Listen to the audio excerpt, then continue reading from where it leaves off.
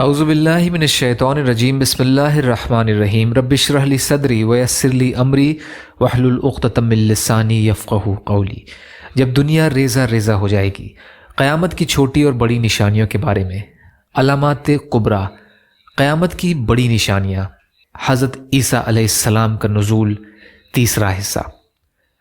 آگے اللہ تعالیٰ ارشاد فرماتے ہیں فَحَمَلَتْهُ فَانْتَبَذَتْ بِهِ مَكَانًا قَصِيًّا، تو وہ اس بچے کے ساتھ حاملہ ہو گئیں اور اسے لے کر ایک دور جگہ چلی گئیں۔ سورہ مریم کی آیت کا ترجمہ۔ یہ اس لیے کہ سیدہ مریم علیہ السلام جب حاملہ ہو گئیں تو سخت پریشان ہوئیں۔ انہیں علم تھا کہ لوگ ان کے بارے میں الگ الگ طریقے کی بولیاں بولیں گے۔ جب ان پر حمل کی علامات ظاہر ہونے لگیں تو وہ لوگوں سے چھپ گئیں اور ان سے کنارہ کش ہو کر ایک دور دراز جگہ جا کر ٹھہر گئیں۔ حضرت عیسیٰ علیہ السلام کی ولادت۔ اللہ عز و جل فرماتے ہیں فَأَجَاءَهَا الْمَخَاضُ إِلَى جِذْعِ النَّخْلَةِ قَالَتْ يَا لَيْتَنِي مِتُّ قَبْلَ هَذَا وَكُنْتُ نَسْيًا مَنْسِيًّا، پھر درد ذیل اسے ایک کھجور کے تنے کے پاس لے آیا اور وہ کہنے لگی کاش میں اس سے پہلے ہی مر گئی ہوتی اور لوگوں کی یاد سے بھی بھولی بسری ہو جاتی۔ سورہ مریم کی آیت کا ترجمہ۔ یعنی ولادت کے درد کی شدت انہیں بیت اللحم میں کھجور کے ایک درخت کے پاس لے آئی۔ اس وقت مریم علیہ السلام نے مذکورہ الفاظ کہے، اس لیے کہ انہیں معلوم تھا کہ لوگ ان کی بات کو سچ نہیں مانیں گے اور انہیں جھٹلائیں گے، بلکہ جب وہ ان کے ہاتھوں میں نومولود کو دیکھیں گے تو اس پر بد کرداری کا الزام عائد کریں گے۔ حالانکہ وہ ان کے نزدیک مسجد میں رہنے والی ایک زاہدہ اور عابدہ خاتون تھی اور ان کا تعلق نبوت اور دیانت والے خاندان سے تھا۔ اس وجہ سے انہیں اس قدر غم ہوا کہ وہ تمنا کرنے لگی کہ اے کاش وہ اس حال میں پہنچنے سے قبل ہی مر چکی ہوتی یا پھر پیدا ہی نہ ہوئی ہوتی۔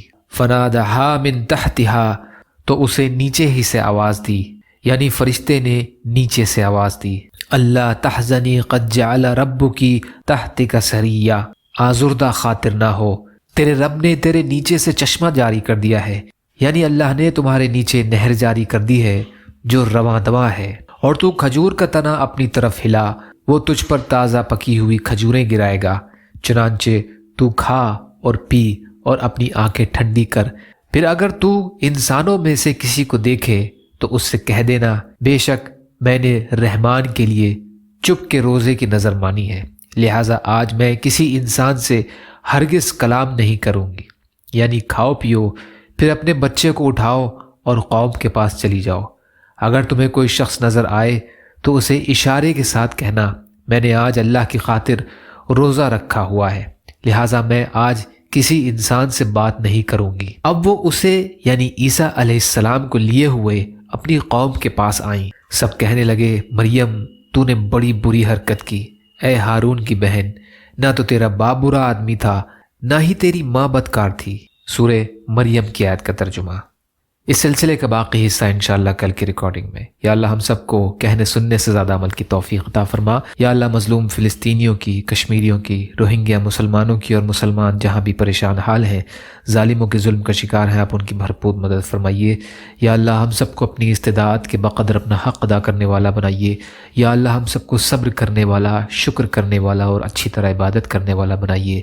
یا اللہ جو مانگا وہ بھی عطا کر دیجئے، جو بھول گئے ہوں اپنے فضل کرم سے عطا فرمائیے۔ ربنا تقبل منا انک انت السمیع العلیم برحمتک یا ارحم الراحمین، لا الہ الا اللہ محمد رسول اللہ۔ السلام علیکم۔